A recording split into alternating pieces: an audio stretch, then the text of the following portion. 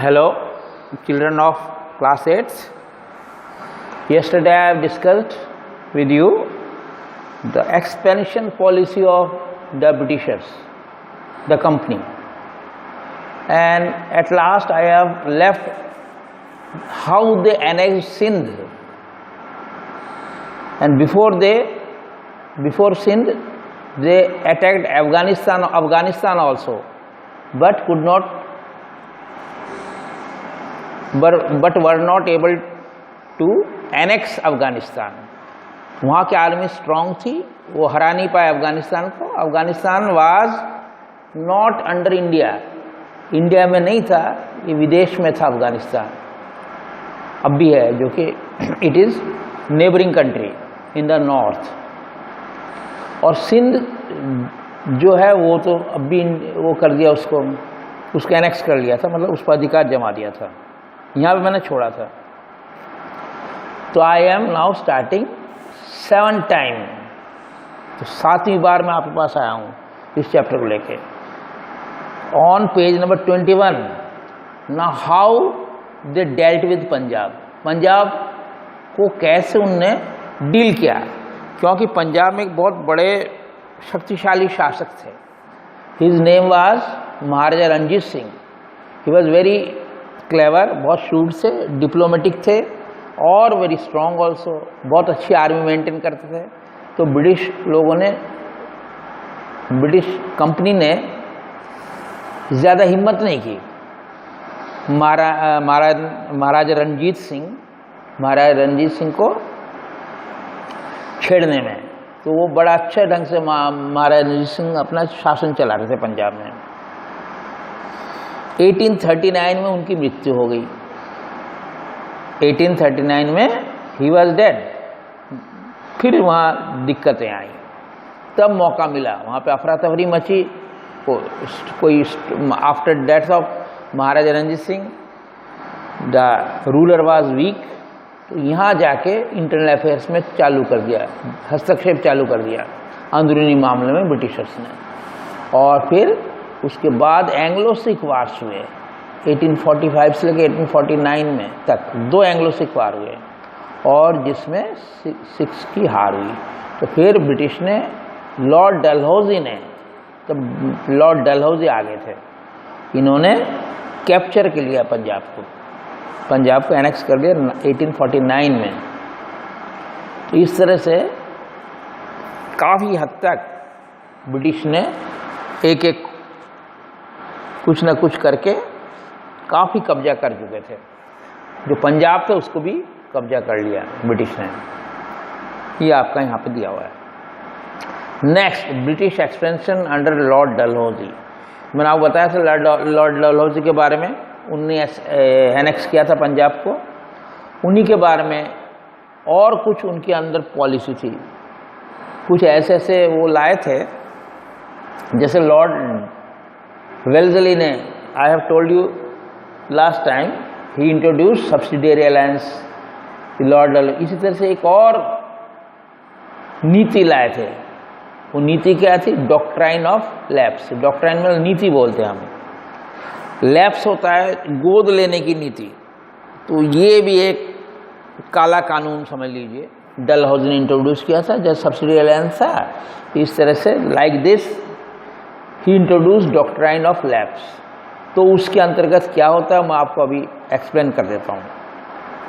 Like the policy of subsidy alliance, doctrine of lapse was introduced by Lord Dalhousie to annex the Indian states. तो ये भी एक इनके पीछे यही मंशा थी, इंडियन स्टेट्स को छीनने के लिए, कब्जा करने के लिए डॉक्ट्राइन ऑफ लैप्स लिया गया, गोद लेने का कानून. तो मैं आपको गोद लेना कानून क्या है वो आपको बता देता हूँ. तो ये इनने किया था लॉर्ड डलहौजी ने. अकॉर्डिंग टू द डॉक्ट्राइन, इस डॉक्ट्राइन, इस पॉलिसी या इस नीति के अनुसार, ये लैप्स की नीति, गोद लेने की नीति के अनुसार, a dependent state would pass into British hands if the ruler died without natural male heir. HEIR, it will be pronounced as air. इसको हम एयर पढ़ेंगे, एच साइलेंट है, HEIR. तो अगर कोई रूलर, इंडियन रूलर की डेथ हो जाती है, उसका नेचुरल हेयर नहीं है, उसका पुत्र संतान नहीं है, तो पुत्र संतान नहीं होने से वो नेचुरली पास ऑन हो जाएगा ब्रिटिश को। तो उसका तो एक नेचुरल अगर एयर हुआ तो ठीक है, नहीं तो वो उसको मिल जाएगा नेचुरल एयर को after death of the ruler. नहीं तो अगर नेचुरल एयर नहीं है तो the territory will pass on to the company, British company, मतलब ब्रिटिशर्स को वो चली जाएगी। ये एक पॉलिसी लैप्स की, ये भी बड़ी खतरनाक पॉलिसी, क्योंकि ये सीधा अगर कोई संतान नहीं हो, जैसे प्रॉपर्टी नहीं होने से संतान गवर्नमेंट की हो जाती है, ऐसा कुछ कानून समझ लीजिए, इस तरह की है। तो संतान का होना ज़रूरी है, नेचुरल मतलब रियल में संतान। आप गोद लेने से काम नहीं चलेगा। कई बार महाराजा लोग उस टाइम गोद ले लेते थे कि चलो किसी का गोद ले लिया तो खुद का संतान नहीं है, तो गोद लेने के बाद तो वो जो सत्ता जो है आफ्टर द डेथ, उसका राजपाट वो ही चलाएगा जिसको उसने गोद लिया था, वो उसको मुकर्रर कर जाता था। जो रूलर है उसको किंग बना जाता, तो उसके हाथ में सत्ता चली जाती। लेकिन यहाँ ऐसा नहीं है। अगर नेचुरल एयर नहीं हो तो गोद लेने वाली बात नहीं बनेगी, वो अपने आप सीधा ब्रिटिश में ऑटोमेटिकली चला जाएगा। He must have natural heir. यही था ये policy. It is known as doctrinal lapse. ये it was introduced by Lord Dalhousie. अब देखिए क्या होता है इसमें। It did not recognize the right of adopted children to inherit the throne. ये रिकॉग्नाइज नहीं करता, मान्यता नहीं देता कि भाई कोई एडॉप्टेड लेके आप अपना वो चलाओ, अपना राजपाट बढ़ाओ। तो एडॉप्टेड चिल्ड्रन, गोद लिया संतान राजा नहीं बन सकता, और वो या तो नेचुरल संतान हो, अगर वो नहीं होगा तो गोद लिया संतान राजा नहीं बनेगा। जो भावी किंग है, फ्यूचर किंग नहीं बनेगा, वो सीधा ऑटोमेटिकली पास ऑन टू हो जाएगा ब्रिटिश एम्पायर को। तो ये भी एक तरह की दिक्कत वाली बात थी इंडियन रूलर्स के लिए। तो वही नेचुरल एयर बन जाएगा ब्रिटिशर्स लोग। सतारा 1848, सतारा आपको पता ये महाराष्ट्र में, Sambalpur 1850, Udaipur 1852, Nagpur 1853 and Jhansi 1854 were all annexed under this policy. तो आप याद रखिए 1, 2, 3, 4, 5 अलग अलग ईयर्स में ये हम देखिए डिस्कस कर रहे हैं। 1848 से 1856 तक कैसे इन्हें एनेक्स किया अलग अलग करके। इस पॉलिसी के अंतर्गत कौन कौन से स्टेट, कौन कौन से राज्य उनके अपने अंदर ले लिए। डॉक्ट्राइन लैप्स, इनके नेचुरल एयर नहीं थे। ये सारे हैं सतारा, संबलपुर, उदयपुर, नागपुर एंड झांसी। ये 5 स्टेट इनने ले लिए अपने अंडर में। इसके अंतर्गत बाद में आता है कुछ अलग प्रीटेक्स्ट, अलग बहाने, सब बहाने बना के ले रहे थे ब्रिटिश लोग, हड़प रहे थे इंडियन यहाँ लोकल जो किंग्स को। Next annexation Awadh. अवध मैंने कल बताया था, जो लखनऊ के आसपास के एरिया उसको अवध बोलते हैं। In 1856 Awadh was annexed by Lord Dalhousie on the pretext of misgovernance. एक मिसगवर्नेंस का एक वो लगा दिया, भैया आपका शासन ठीक नहीं है। ये अवध के ऊपर, अवध के नवाब के ऊपर एक वो लगा दिया, आप काबिल नहीं हो, आप नाकाबिल हो, आप सही ढंग से शासन नहीं कर पा रहे, मिसगवर्न कर रहे हो अपने स्टेट को। तो उसी बहाने अपने अंडर मिला लिया लॉर्ड डलहौजी ने अवध को। The ruler of Awadh Wajid Ali Shah was disposed and enrage the people of Awadh. और वाजिद अली शाह थे अवध के नवाब, जैसे आपको कल पढ़ाया था ना इससे पहले, वो भी अवध के नवाब थे सुजाउद्दौला। अब यहाँ पे वाजिद अली शाह था। 1856 में इनको हटा दिया गया। इससे वहाँ की जो जनता है उसको बहुत चाहती थी वाजिद अली शाह को, तो उसको गुस्सा आ गया। And this enrage the people of Awadh. Awadh के लोगों को बड़ा गुस्सा आ गया। Infuriated, this infuriated people of Awadh, they became angry. और उन्होंने 1857 में 1857 जो आपने पढ़ा है, जो चमककुटी सन 57 में वही वाली क्रांति आई और उसमें अवध के लोगों ने पार्टिसिपेट किया था, सिर्फ इसीलिए कि क्यों ब्रिटिश लोगों ने उनके नवाब को हटा दिया। तो पूरी पब्लिक ने बहुत इसमें आप पार्टिसिपेट किया था 1857 की क्रांति में, काफ़ी लार्ज स्केल में ही हुआ था। इसके बारे में नेक्स्ट चैप्टर में है, तो वो नेक्स्ट चैप्टर में पढ़ाया जाएगा। लेकिन मतलब यहाँ तक आप समझ लिए पीपल का बड़ा सपोर्ट था अवध के गवर्नमेंट को। थोड़ा मैं बीच में येलो कलर में ये थोड़ा मैं बता देता हूँ, वंडरफुल टू नो। एक फिल्म बनी थी, सत्यजीत रे बहुत बड़े अच्छे डायरेक्टर हैं, मोस्टली बंगाली फिल्म्स करते हैं, लेकिन सत्यजीत रे ने एक हिंदी फिल्म बनाई थी जिसका नाम शतरंज के खिलाड़ी थी। शतरंज के खिलाड़ी ये एक कहानी पर आधारित है जो कि मुंशी प्रेमचंद ने लिखी थी। नाम भी उसका यही था, शतरंज खिलाड़ी। तो मूवी का जो नाम था वही आपका इसका नाम था, फिल्म का नाम था। ये फिल्म जब आई थी, यहाँ पे मुझे ध्यान है नवाब, आपके यहाँ इसमें मेंशन है, नवाब वाजिद अली शाह का रोल किया था अमजद खान ने, तो उसके बारे में दिया पूरा उस समय के बताया गया है कैसे उसने अंडर मिला दिया। वाजिद अली शाह कैसा दुखी था वहाँ पर, पूरी उसके ऊपर कंसंट्रेट किया गया फिल्म में। अवध के एनेक्चर जो है उसके ऊपर ये मुंशी प्रेमचंद की कहानी के ऊपर सत्यजीत रे ने फिल्म बनाई थी शतरंज खिलाड़ी, तो उसके बारे में मेंशन है। आगे चलते हैं, annexation of other states.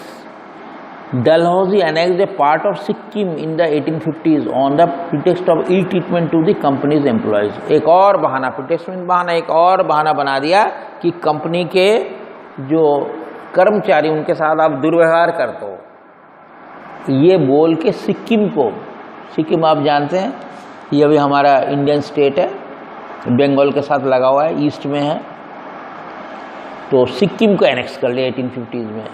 The Nizam of Hyderabad had to give away Berar बोल के हैदराबाद के, ये भी काफ़ी पैसे वाले निज़ाम थे, काफ़ी इनकी संपत्ति थी, तो उनको एक पार्ट देना पड़ा, बेरार का इलाका देना पड़ा, जबकि उन्होंने उनकी पैसे की ज़रूरत पूरी नहीं की। तो अंग्रेज लोग बहुत टैक्स लेते थे राजाओं से, तो कुछ कमी रह गई, टैक्स पूरा नहीं कर पाए। फाइनेंशियल ऑब्लिगेशन जो उनकी मजबूरी थी, फाइनेंशियल जो ऑब्लिगेशन था, जो उनकी ड्यूटी थी देना अंग्रेज़ों को, वो अपने उसको पूरा नहीं कर पाए, तो उनको ये एनेक्स कर लिया गया बेरार का इलाका। ये आपका यहाँ पर हो गया एनेक्सेशन ऑफ अदर स्टेट। ये तो सारी चीज़ें इस तरह से आप देख सकते हैं कैसे अंग्रेज़ों ने धीरे धीरे करके 1856 तक लगभग ये 1798 से चालू हुआ था, अगर पढ़ सकते हो लॉर्ड वेल्लेसली 1798 से लेके 1556 तक, मतलब ये 58-59 ईयर्स के बीच में धीरे धीरे करके पूरे इंडिया में अपना लगभग कब्जा जमा लिया था। इवन विदेशों में इन्हें ट्राई किया, इंडिया के पास जो था आपने सुना अफगानिस्तान में ट्राई किया, हालांकि नहीं हुए सफल, और काफ़ी जगह पर अपना धीरे धीरे यहाँ का फूट का इन्हें फ़ायदा उठाया, आपस में लड़ाया, डिवाइड एंड रूल की पॉलिसी अपनाई, और धीरे धीरे करके यहाँ ट्रेंड भी नहीं थे बहुत बढ़िया, फौज भी अच्छा नहीं था, वो बहुत प्रोफेशनल थे ईस्ट इंडिया कंपनी वाले, तो धीरे धीरे करके इन नीतियों के चक्कर में फंसा दिया, और धीरे धीरे करके पूरे इंडिया में 1856 में तक अपना कब्जा लगभग पूरे इंडिया में जमा लिया था। अब हम ब्रिटिश के बारे में पढ़ते हैं। उनके जो ब्रिटिश के रूल के अंडर में एडमिनिस्ट्रेटिव स्ट्रक्चर क्या था, शासन कैसे करते थे वो लोग, जैसे आजकल governance, how did they govern during British period, तो वहाँ एडमिनिस्ट्रेटिव सेटअप क्या था, कैसे वहाँ पे जैसे आप आजकल पढ़ते हो एडमिनिस्ट्रेटिव सेटअप में पढ़ते हैं कैसे कंट्री से स्टेट होता है, पॉलिटिकल साइंस में आता है ना, स्टेट से आपका फिर डिस्ट्रिक्ट लेवल में जाता है, तो अलग अलग ढंग से कैसे पावर नीचे तक जाता है उसके बारे में है। इस तरह मैं एडमिनिस्ट्रेटिव स्ट्रक्चर आपको डील करूँगा। The British government realise that to maximise its profits and to strengthen its hold over India, it required an efficient system of administration। एक तो पहले से इन लोग बड़े अच्छे, इनको वो था, अनुभव था शासन करने का, तो उन्होंने देखा बहुत ही कारगर सिस्टम होना चाहिए ताकि उनका प्रॉफिट में कमी नहीं आए, उनको अच्छा राजस्व मिले, अपना प्रॉफिट में मैक्सिमाइज किया जाए, ज़्यादा से ज़्यादा प्रॉफिट किया जाए कंपनी को। तो एक बहुत ही बढ़िया एक एफिशिएंट सिस्टम एडमिनिस्ट्रेशन उन्होंने लगाया। यहाँ पर शासन व्यवस्था में काफ़ी चुस्त दुरुस्त हुआ ब्रिटिश के टाइम में।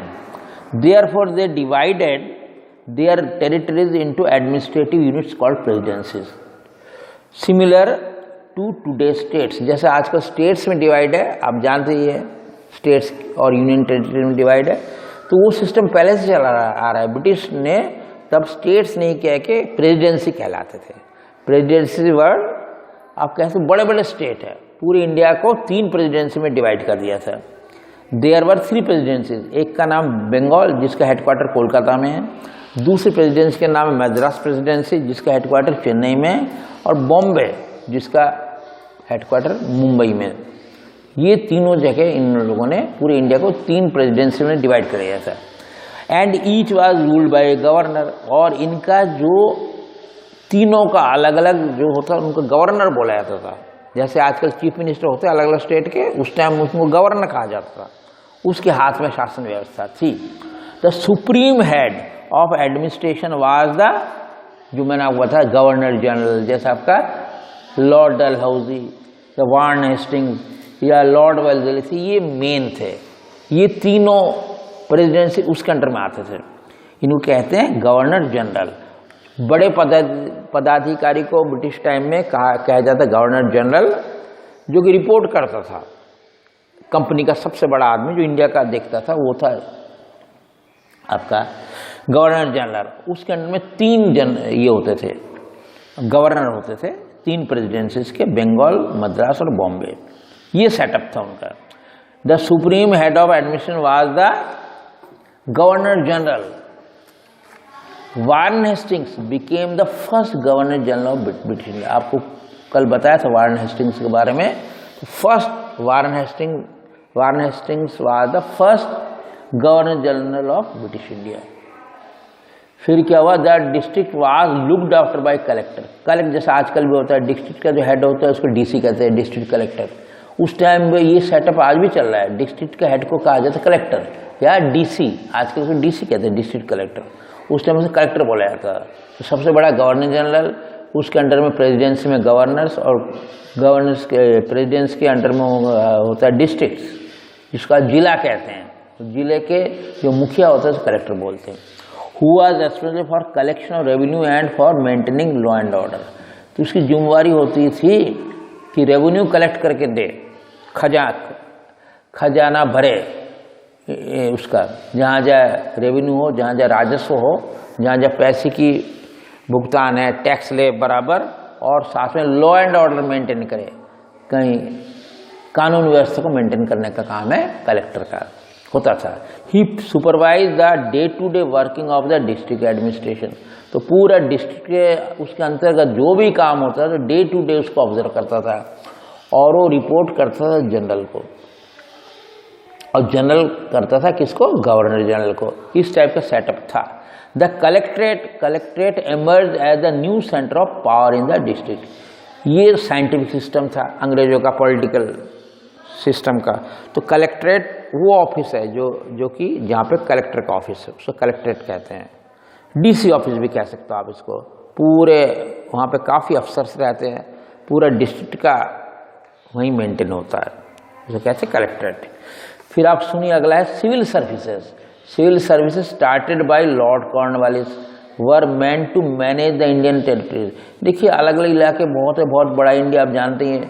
तो सिविल सर्विसेज यहाँ पे अलग अलग, सिविल सर्विस मतलब गवर्नमेंट सर्विसेज।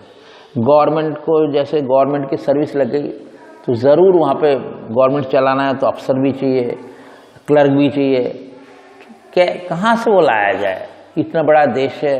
तो ये लॉर्ड कॉर्नवालिस ने सिविल सर्विसेज चालू किया, मतलब अफसर्स नियुक्त करना, क्लर्क नियुक्त करना, गवर्नमेंट का काम जो देखेंगे वो सब लॉर्ड कॉर्नवालिस ने स्टार्ट किया था। आफ्टर लेकिन क्या है उसमें सिलेक्शन का जो मामला भी होता है, आजकल जो चला आ रहा है, सिविल सर्विसेज एग्जामिनेशन होते हैं, वो एग्ज़ाम में देना पड़ता है, आजकल भी है और उस टाइम से चालू कर दिया हम लोगों ने। कुछ परीक्षाएं होती थी वो पास करना ज़रूरी होता है जिससे आपको गवर्नमेंट जॉब मिल सके। After 1853 civil services were selected through a competition exam held in London.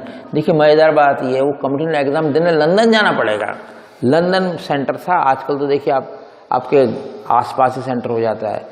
जो गवर्नमेंट का एग्ज़ाम देने के लिए दे हैव टू इंडिया, जो civil service, Indian civil service ICS बोलते हैं, कि एग्ज़ाम देने के लिए आपको कहाँ जाना पड़ेगा, लंदन जाना पड़ेगा और वहाँ एग्ज़ाम देना पड़ेगा। तो ये होता था। Prior to that the company directors nominated civil service, उससे पहले जो कंपनी के डायरेक्टर थे बड़े ओहदे वाले, वो नॉमिनेट करते हैं बिना एग्ज़ाम लिए, जो उनको अच्छा लगता था उनके इंटरव्यू वगैरह लेके वो सिलेक्ट करते हैं। लेकिन अब सिस्टम बन गया 1853 से कि एग्ज़ाम्स हो गए। 1853 से एग्ज़ाम्स लेना चालू कर दिया। लॉर्ड कॉर्नवालिस, जिसका मैंने जिक्र पहले भी किया था, उन्होंने स्टार्ट किया। और यहाँ पे एक जी का क्वेश्चन आता है। Satyendranath Tagore, brother of Rabindranath Tagore, was the first Indian to join the ICS, Indian civil service. पहला जो गवर्नमेंट जॉब जो इंडियन था वो थे सत्येंद्रनाथ टैगोर, जो कि रविन्द्रनाथ टैगोर के भैया थे। उन्होंने, जो कवि, बहुत बड़े कवि रविन्द्रनाथ टैगोर है, उनके भैया थे सत्येंद्रनाथ टैगोर। इन्होंने फर्स्ट अफसर बने ब्रिटिश ईस्ट इंडिया ICS अफसर बने ब्रिटिश के अंडर में। The police assisted the collector in maintaining law and order. Police department कानून व्यवस्था मेंटेन करने के लिए इनको कलेक्टर को मदद करती थी। The districts were divided into thanas. जैसे आप थाना होता है, आजकल आप सुन तो थाना वर्ड आज भी चलता है। डिस्ट्रिक्ट को थानाज में डिवाइड किए गए पुलिस के अंडर में। और उसका एक दारोगा होता था, दारोगा, जो कि उसका थानेदार जिसको बोलते दारोगा, जो बड़ा होता था थाने का हेड, उसको दारोगा कहते हैं। इन टाउन्स एंड विलेजेस, तो इस तरह पुलिस सिस्टम डेवलप कर लिया उन लोगों ने। In towns and villages there were kotwals and chowkidar. तो टाउन में तो कोतवाल होते थे जो कि राउंड लगाते रहते थे, पुलिस वालों को कोतवाल कहते थे, और गांव में जो होते थे वो चौकीदार कहते हैं, जो कि राउंड लगा के देखते रहते थे कानून व्यवस्था मेंटेन हो। तो ये सिस्टम सब पुराना चला रहा है, चौकीदार, कोतवाल और सिविल सर्विसेज। तो आप देखिए कोई कम से कम 150 साल, पौने 2 साल पहले स्टार्ट हो गया था सिस्टम। वो सिस्टम अभी चल रहा है। The district superintendent of police was head of the police force. ये भी देखिए DSP जिसका आजकल है, डिस्ट्रिक्ट सुपरिटेंडेंट ऑफ पुलिस, और पुलिस फोर्स का हेड होता है। कल मैं I will start yesterday, I think yesterday I will be able to finish, tomorrow I will be able to finish your whole chapter. So this is your end of this part, today's. So I have finished today's your discussion.